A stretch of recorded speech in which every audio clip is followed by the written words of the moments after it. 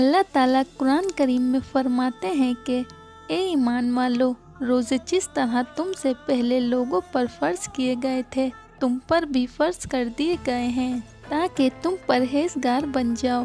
رمضان کا مہینہ وہ ہے جس میں قرآن مجید نازل کیا گیا جو لوگوں کے لیے ہدایت ہے، اور اس میں لوگوں کی صحیح رہنمائی کی باتیں ہیں۔ تم میں سے جو کوئی اس مہینے میں موجود ہو وہ اس پورے مہینے کے روزے ضرور رکھے۔ حضرت سلیمان فارسی رضی اللہ تعالی عنہ سے روایت ہے کہ ماہ شعبان کی آخری تاریخ کو رسول اللہ صلی اللہ علیہ وآلہ وسلم نے ہم کو ایک خطبہ دیا۔ اس میں آپ صلی اللہ علیہ وآلہ وسلم نے فرمایا، اے لوگو، تم پر ایک عظمت اور برکت والا مہینہ سایہ فگن ہو رہا ہے۔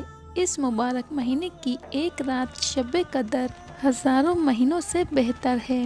اس مہینے کے روزے اللہ تعالیٰ نے فرض کیے گئے ہیں اور اس کی نماز تراویح پڑھنے کو نفل عبادت مقرر کیا ہے جس کا ثواب بہت بڑا رکھا ہے۔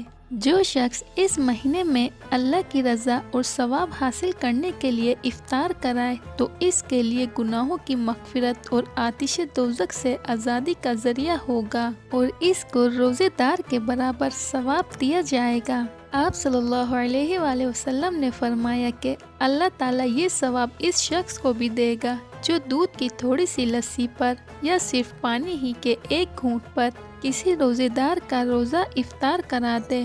اس شخص کو اللہ تعالیٰ ایسا سیراب کرے گا جس کے بعد اس کو کبھی پیاس ہی نہیں لگے گی۔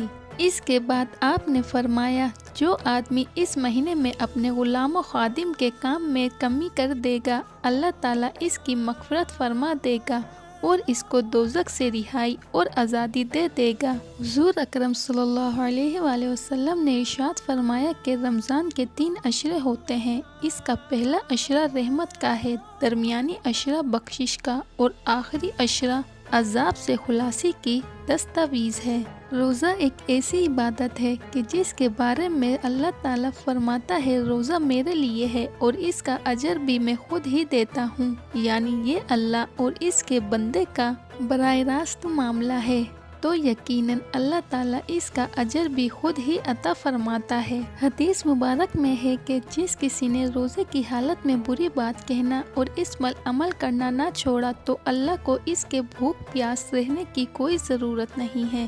اگر کوئی روزے دار روزہ رکھنے کے بعد بھی لڑائی جھگڑا، گالی گلوچ یا دوسری اس طرح کی باتوں سے نہیں رکتا تو یہ اس کا روزہ ہی نہیں ہے بلکہ یہ اس کا فاقہ بن جاتا ہے جس کا اللہ تعالیٰ کے احکام کے ساتھ کوئی تعلق نہیں ہے۔ روزہ صرف کھانے پینے سے رکنے کا نام نہیں ہے بلکہ روزہ بری باتوں سے بچنے کا نام ہے۔